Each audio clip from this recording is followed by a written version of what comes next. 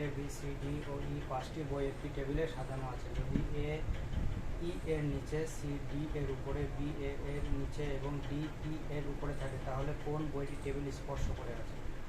তাহলে দেখো, যদি এ ই এর নিচে থাকে, ই এর নিচে কে থাকে? ই এর নিচে থাকে এ। সি এর ডি এর উপরে থাকে, সম্পর্ক পাচ্ছি না, এটা থাক, পরে দেখছি। বি এ এর নিচে থাকে, বি থাকে, বি এ এর নিচে থাকে, বি থাকে এ এর নিচে, এ এর নিচে বি থাকে। তারপরে বলছে ডি ই এর উপরে থাকে, ডি থাকে ই এর উপরে, ই এর উপরে থাকে ডি।